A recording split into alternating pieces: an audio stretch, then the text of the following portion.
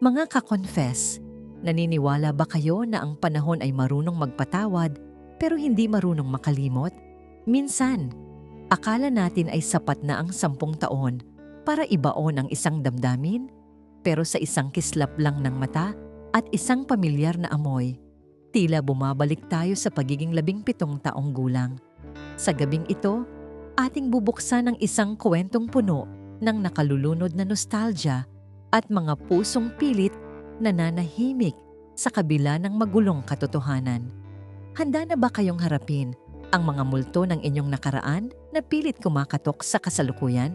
Mga ka-confess, bago natin simulan ng wild at nakakapanabik na kwento ngayong araw, nais ko muna kayong imbitahan na mag-subscribe sa YouTube channel ng Tagalog Wild Confession. Dito, hatid namin ang maiinit, mabibigat at makabuluhang mga kwentong siguradong tatama sa damdamin. Paalala lang po, ang lahat ng kwentong maririnig ninyo ay pawang katang-isip lamang at ginawa para magbigay aliw at aral. Anumang pagkakatulad sa tunay na tao o pangyayari ay hindi sinasadya. At ngayon, mga ka-confess, ihanda nyo na ang sarili ninyo dahil isa na namang nakakaintriga at kapanapanabik na Tagalog. Wild Confession ang inyong mapapakinggan. Simulan na natin. Dear Ate J, itago mo na lang ako sa pangalang Arian. Kasalukuyan akong naninirahan dito sa isang subdivision sa San Fernando, Pampanga. Sa edad kong 32, masasabi kong maayos na ang takbo ng buhay ko.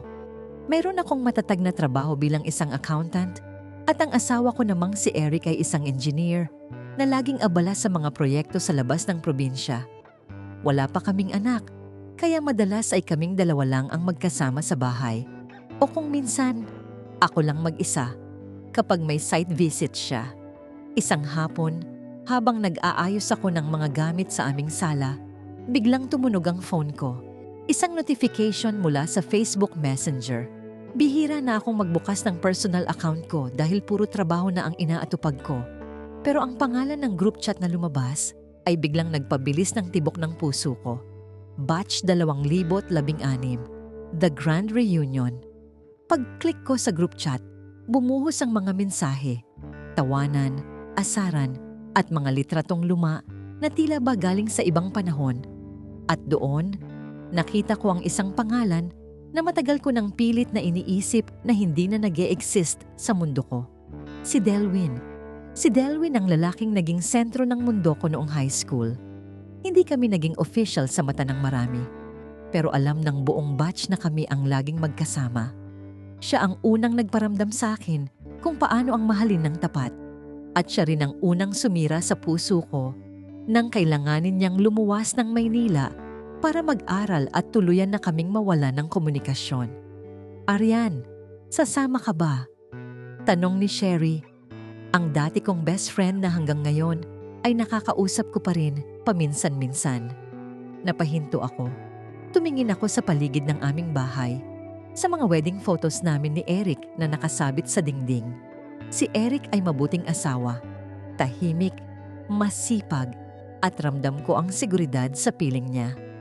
Pero bakit sa isang pagbanggit lang ng pangalan ni Delwin, parang may kung anong kuryente na dumaloy sa katawan ko? Oo, Sherry. Mukhang kailangan ko na ring mag-relax, reply ko. Kahit ang totoo ay kinakabahan ako. Ang reunion ay gaganapin sa isang resort sa Clark. Isang gabi ng Sabado. Isang linggo bago ang event, tila hindi ako mapakali. Anong isusuot ko? Ano ang sasabihin ko sa kanya kung sakaling magkaharap kami? Balita ko, may asawa na rin siya, si Divina, at may isang anak na sila. Sabi ko sa sarili ko, reunion lang ito, Arian. Kamustahan lang, wala nang iba. Dumating ang gabi ng Sabado. Nagpaalam ako kay Eric na pupunta ako sa reunion. Hindi naman siya mahigpit. Basta raw mag-iingat ako at huwag masyadong magpakalasing.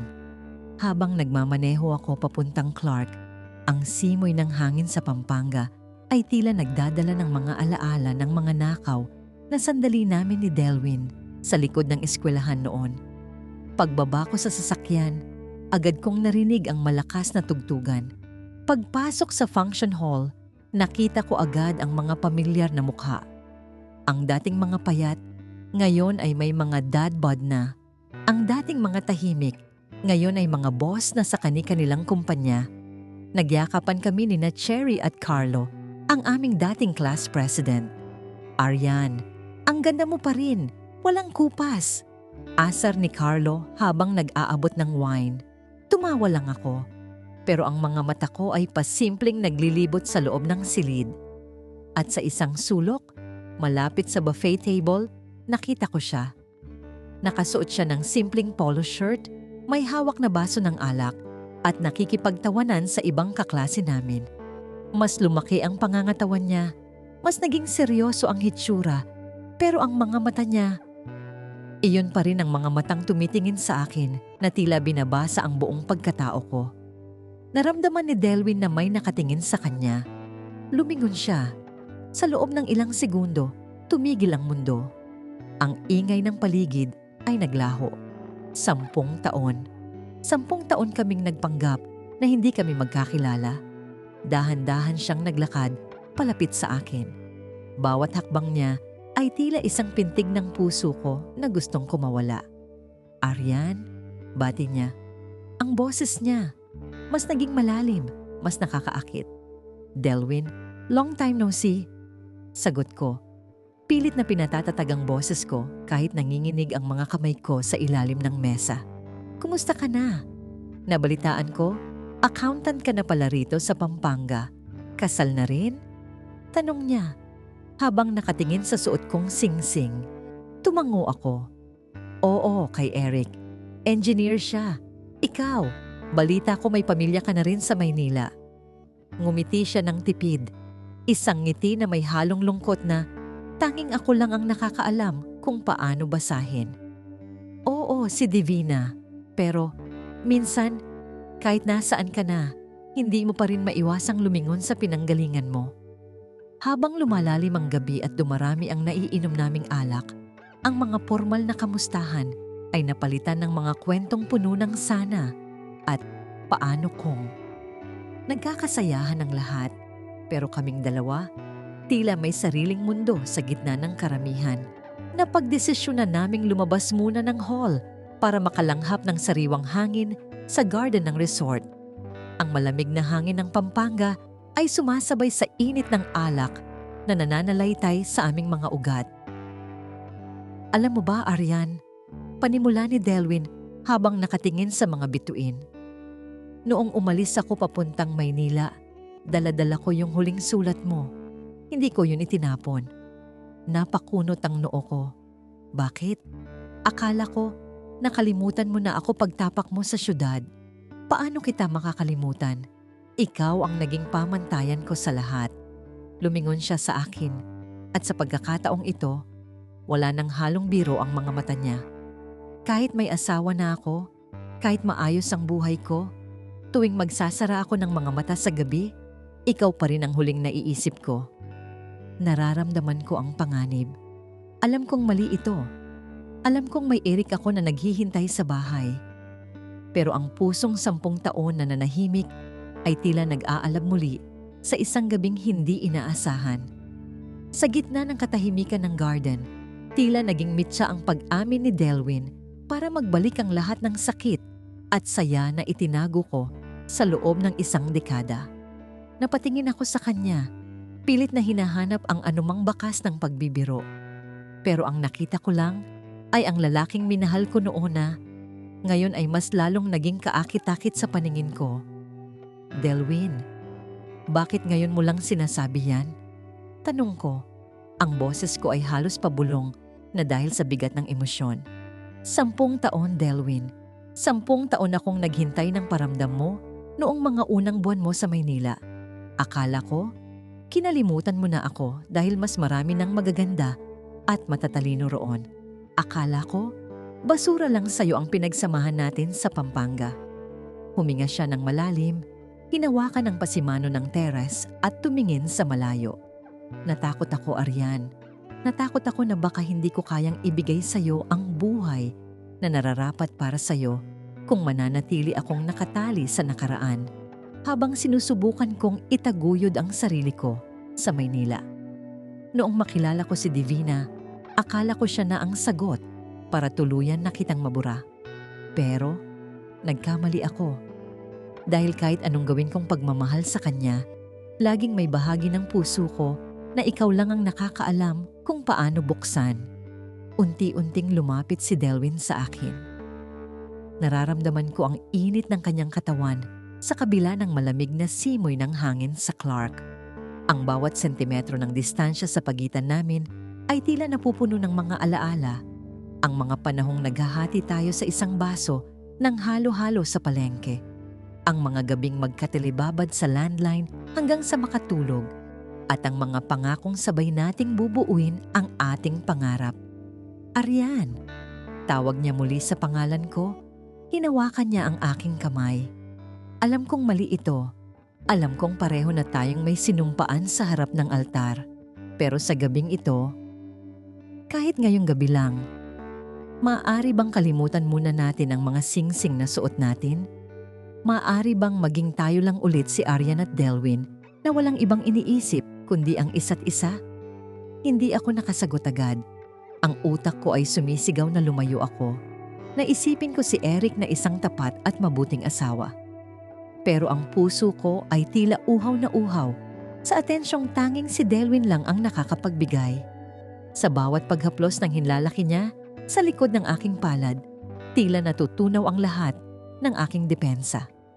Isang gabi lang, Delwin? Tanong ko, ang aking mga mata ay nagsisimula nang mangilid ang luha. Kahit isang gabi lang, sagot niya habang dahan-dahang inilalapit ang kanyang mukha sa akin. Nararamdaman ko ang amoy ng kanyang pabango, isang pamilyar na amoy na hinaluan ng amoy ng alak at sigarilyo, pero sa paanuman ay sobrang bango pa rin sa aking pangamoy. Nang magdikit ang aming mga labi, parang sumabog ang 1,000 paputok sa loob ng dibdib ko. Ito ang halik na 10 taon kong ipinagkait sa sarili ko. Isang halik na puno ng pangungulila, pagsisisi at nag-aalab na pagnanasa. Hindi namin namalayan na unti-unti na kaming lumalayo sa liwanag ng resort. Dinala kami ng aming mga paa sa isang mas madilim at pribadong bahagi ng garden kung saan ang mga matataas na halaman at puno ang nagsilbing saksi sa aming pagtataksil sa kasalukuyan. Bawat haplos ni Delwin sa aking baywang ay tila nagpapasiklab ng apoy na matagal nang naging abo. Mahal pa rin kita, Arian. Bulong niya sa aking tainga habang isinisiksik ang kanyang mukha sa aking leeg. Walang nagbago. Ikaw pa rin ang Arian ko. Napapikit ako. Sa sandaling iyon, tila naglaho si Eric, naglaho si Divina, at naglaho ang realidad na kailangan naming balikan bukas.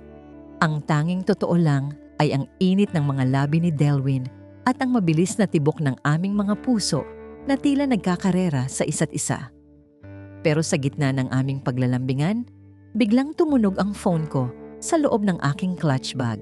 Isang malakas at sunod-sunod na ringtone. Marahas kaming nagkahiwalay ni Delwin, kapwa hinihingal at gulo-gulo ang hitsura. Nanginginig kong kinuha ang phone ko. Ang pangalang nakasulat sa screen ay tila isang malamig na tubig na ibinuhos sa nag-aapoy kong katawan. Husband Eric Calling. Tumingin ako kay Delwin at nakita ko rin ang gulat at takot sa kanyang mga mata. Ang realidad ay muling kumatok at sa pagkakataong ito, hindi ko alam kung paano ito haharapin. Hindi ko sinagot ang tawag, pero ang bawat tunog ng ringtone ay tila isang latay sa aking konsensya. Kailangan ko nang bumalik sa loob. Sabi ko nang mabilis habang inaayos ang aking buhok at damit. Arian, teka lang. Pigil ni Delwin sa akin. Hinawakan niya ang braso ko. Hindi pa tayo tapos mag-usap. Hindi pwedeng ganito na lang. Delwin, may asawa ako. May asawa ka. Anong ginagawa natin? Sabi ko, habang tuluyan nang pumatak ang aking mga luha. Nagpadala tayo sa bugso ng damdamin. Pero hindi nito mababago ang katotohanang may mga buhay na tayong binuo nang wala ang isa't isa. Pero hindi ka ba masaya kanina? Ramdam ko, Arian. Ramdam ko na mahal mo pa rin ako. Giit niya. Pilit akong binabaligya sa katotohanang ayaw kong harapin. Bago pa ako makasagot, narinig namin ang boses ni Sherry na tumatawag sa pangalan ko mula sa malayo. Arian, nasaan ka na? Hinahanap ka na rito ni Carlo. Magkakantahan na tayo sa karaoke. Agad kong pinunasan ang aking mga mata at pilit na nag-ayos ng hitsura. Tumingin ako huli kay Delwyn. Ang kanyang hitsura ay tila isang sugatang leon. Nagmamakaawa, pero alam na wala siyang laban sa tadhana. Mabilis akong naglakad pabalik sa function hall. Iniwan si Delwyn sa dilim. Pagpasok ko, ang ingay at saya ng mga kaklase ko ay tila isang malaking insulto sa bigat na nararamdaman ko. Umupo ako sa tabi ni Sherry. Pilit nang umingiti habang ang isip ko ay lumilipad sa nangyari sa garden. Maya-maya pa ay pumasok na rin si Delwyn. Hindi siya tumingin sa akin. Dumiretso siya sa bar at humingi ng isa pang baso ng matapang na alak. Nakita ko kung paano siya uminom ng dire-diretso. Tila gustong lunurin ang anumang nararamdaman niya. "Oh, Arian, bakit parang namumutla ka?" Tanong ni Sherry habang sinusuri ang mukha ko. Masyado bang malakas ang aircon? O dahil ba nakita mo na ang "The One That Got Away" mo? Napilitan akong tumawa ng mahina. Siguro nga, Sherry. Masyadong maraming alaala ang bumalik ngayong gabi. Medyo nahihilo lang ako. Habang nagpapatuloy ang reunion, bawat kanta sa karaoke ay tila patama sa aming dalawa ni Delwyn. Nang kumanta si Carlo ng isang lumang love song, nakita ko si Delwyn na nakatitig sa akin mula sa kabilang dulo ng mesa. Ang kanyang mga mata ay nagsusumamo. Tila sinasabing may kasunod pa ang nangyari sa garden. Natapos ang party ng madaling araw, isa-isa nang nagpaalam ang aming mga kaklase. Si Sherry ay sumama sa ibang grupo para sa isang after party. Pero ako, gusto ko na lang umuwi. Gusto ko nang takasan ang gulo ng isip ko. Habang naglalakad ako sa parking lot, narinig ko ang yabag ng sapatos sa likuran ko. Alam ko kung sino yon. Hindi ko na kailangang lumingon pa. "Arian, sandali," tawag ni Delwyn. "Huwag kang umalis ng ganito." Humarap ako sa kanya. Ang parking lot ay tahimik. Tanging ang tunog lang ng mga kuliglig at ang malayo pang ingay ng resort ang naririnig. "Ano pa bang gusto mo, Delwyn? Tapos na ang gabi? Bukas, babalik na tayo sa mga kanya-kanya nating buhay?" Sabi ko nang may halong pait. "Hindi ko kayang bumalik na parang walang nangyari," sabi niya habang humahakbang palapit. "Narito ang number ko. I-save mo. Mag-usap tayo kapag pareho na tayong mahinahon. Huwag mo akong basta-basta talikuran ulit, Arian.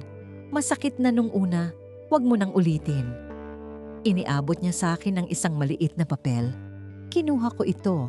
Hindi dahil gusto ko, kundi dahil gusto ko na siyang paalisin bago pa may makakita sa amin.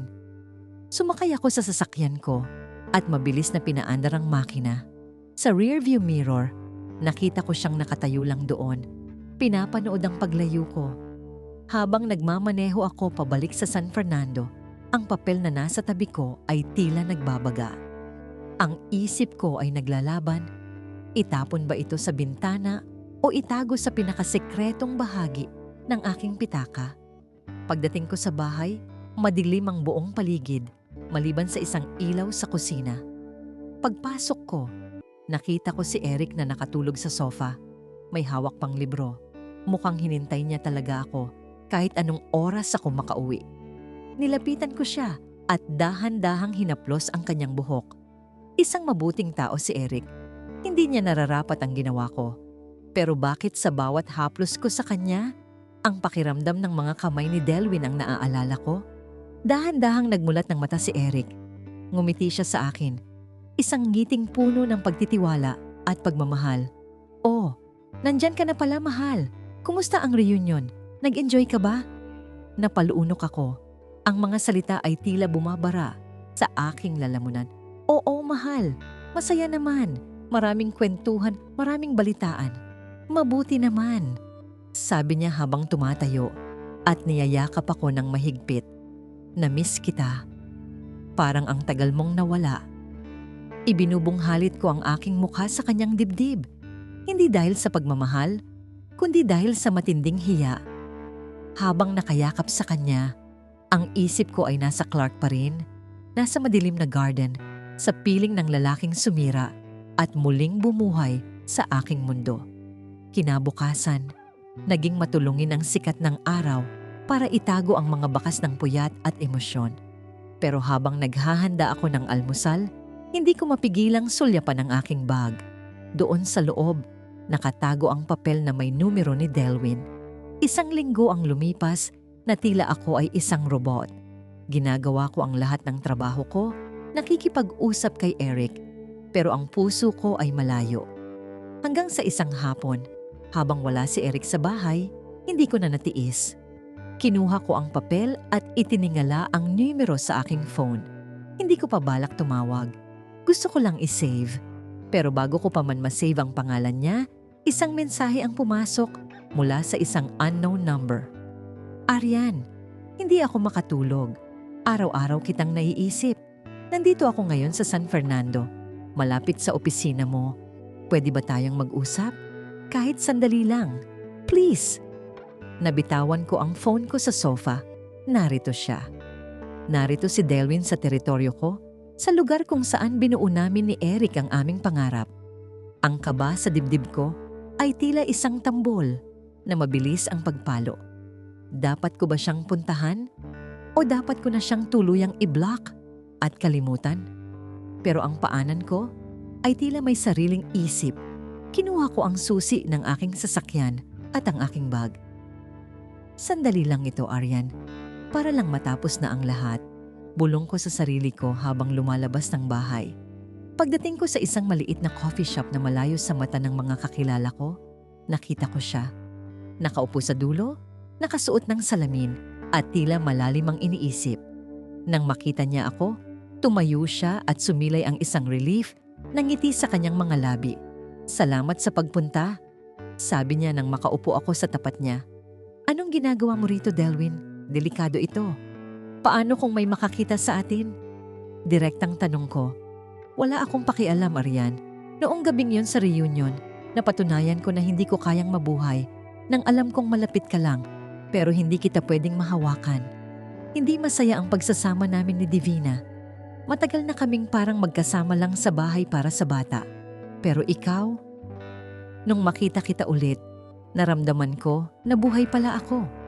Delwyn, huwag mong gamitin ang kalagayan niyo ni Divina para bigyang matwid ang nararamdaman mo. May mga responsibilidad tayo, sabi ko. Pero ang aking kamay ay dahan-dahang gumagapang patungo sa gitna ng mesa, tila naghihintay na hawakan niya. Alam ko, pero hindi ba natin pwedeng bigyan ng pagkakataon ng sarili natin? Kahit patago? Kahit sa ganitong paraan lang? Hiling niya, habang hinahawakan ng aking mga daliri. Ang haplos na yon ay tila isang sumpa. Sa halip na lumayo, naramdaman ko ang sarili kong lumalapit.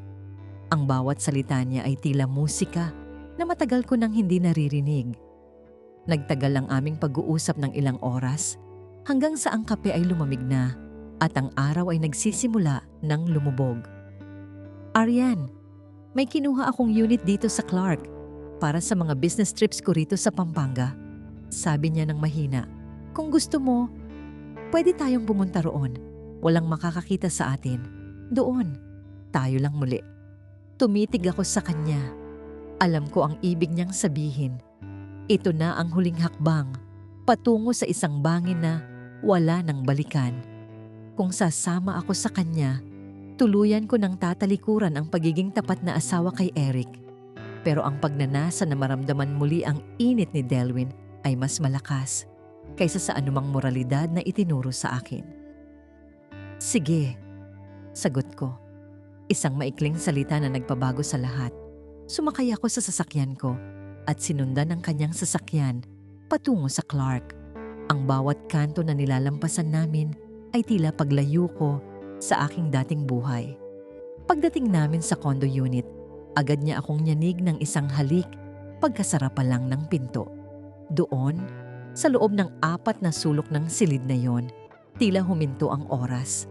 Ang lahat ng 10 taon na pangungulila ay ibinuhos namin sa bawat yakap at haplos. Sa mga sandaling iyon, wala akong ibang iniisip kundi ang kaligayahang hatid ni Delwyn. Ang bawat ungol at bulong ay tila mga panunumpa na muling nabuhay sa gitna ng pagkakasala. Pero habang nakahiga kami pagkatapos ng lahat, habang nakayakap siya sa akin mula sa likuran, muling tumunog ang phone ko. Sa pagkakataong ito, hindi tawag. Isang text message mula kay Eric. "Mahal, nakauwi na ako. May binili akong paborito mong kakanin mula sa palengke. Nasaan ka na? Mag-ingat ka sa pagmamaneho." Napapikit ako ng mariin. Ang luha ko ay pumatak sa unan ni Delwyn. Ang tamis ng nakaraang ilang oras ay biglang napalitan ng mapait na realidad. Kasalukuyan kong niloloko ang lalaking nagbigay sa akin ng lahat para sa isang lalaking iniwan ako noon at ngayon ay bumalik para lang guluhin ang mundo ko. "Anong problema?" tanong ni Delwyn. Ramdam ang panginginig ng katawan ko. "Kailangan ko nang umuwi, Delwyn. Hindi ko na kaya ito," sabi ko habang mabilis na nagbibihis. "Arian, sandali. Akala ko ba?" "Akala ko rin, Delwyn, pero mali ito. Sobrang mali," sabi ko habang patuloy sa pag-iyak. "Mahal kita. Oo, siguro hindi naman nawala yon, pero mahal ko rin ang buhay na binuo ko. Hindi ko kayang sirain ang lahat para lang sa isang panandaliang saya." "Panandalian? Arian, seryoso ako sa'yo." Sigaw niya. Bakas ang sakit sa kanyang boses. "Seryoso? Iiwan mo ba si Divina? Iiwan mo ba ang anak mo para sa akin?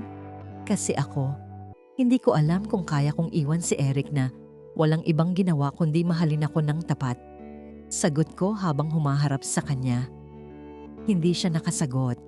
Ang katahimikan niya ang nagbigay sa akin ng sagot na kinatatakutan ko. Pareho kaming bilanggo ng aming mga kasalukuyang buhay. Mabilis akong lumabas ng unit at tumakbo patungo sa aking sasakyan. Habang nagmamaneho ako pabalik, ang bawat ilaw ng poste sa kalsada ay tila humuhusga sa akin. Pagdating ko sa bahay, pilit kong inayos ang aking sarili bago pumasok. Nakita ko si Eric sa hapagkainan, nakahanda na ang pagkain. "Oh mahal, ba't ngayon ka lang? Sabi mo may pinuntahan ka lang na client?" "Oo mahal, pasensya na, medyo napatagal ang meeting." Pagsisinungaling ko, ang pinakamabigat na kasinungalingang binitawan ko sa buong buhay ko. Naupo ako sa tapat niya at nagsimulang kumain, pero bawat subo ko ay tila may kasamang bubog. Ang bawat tingin ni Eric ay tila nanunuri. Tila alam niya na may itinatago ako. "May problema ba, Arian? Parang ang lalim ng iniisip mo?" tanong ni Eric habang hinahawakan ng kamay ko sa ibabaw ng mesa. Napatitig ako sa kamay niya. Ang kamay na nagsuot sa akin ng singsing, ang kamay na laging nandoon para alalayan ako. At sa kabilang banda, nararamdaman ko pa rin ang haplos ni Delwyn sa aking balat. Makalipas ang ilang araw, patuloy ang pagpapadala ng mensahe ni Delwyn. Hindi niya ako tinatantanan. Gusto niya kaming magkita muli. Gusto niyang ituloy ang sinimulan namin sa Clark. Ang puso ko ay nahahati sa dalawa, sa tapat at payapang buhay kasama si Eric, o sa mapanganib at mapusok na pag-ibig kasama si Delwyn. Hanggang sa isang gabi, habang naliligo si Eric, naiwan ang phone ko sa bedside table. Isang notification ang lumabas, isang litrato mula kay Delwyn. Isang litrato naming dalawa noong high school na naitago niya. May caption na, "Hindi ko kayang pakawalan ang nakaraan natin, Arian. Magkita tayo bukas. Hihintayin kita sa dati nating tagpuan." Eksaktong paglabas ni Eric ng banyo, nakita niyang hawak ko ang phone ko at tila estatwa na nakatingin dito. "Sino yan, mahal?" tanong ni Eric. Ang tono ng boses niya ay may halong hinala na ngayon. Dahan-dahan niyang kinuha ang phone sa kamay ko. Ang aking mundo ay tila gumuho. Ang sikretong 10 taon kong itinago at ang pagkakasala na binuo ko sa loob ng isang linggo ay malapit na niyang matuklasan. Napatigil ang tibok ng puso ko nang abutin ni Eric ang phone ko. Sa mga sandaling iyon, tila bumagal ang ikot ng mundo. Ang bawat patak ng tubig mula sa buhok ni Eric ay tila kulog sa pandinig ko. Ngunit bago pa niya tuluyang mabasa ang screen, mabilis ko itong na-swipe at pinatay.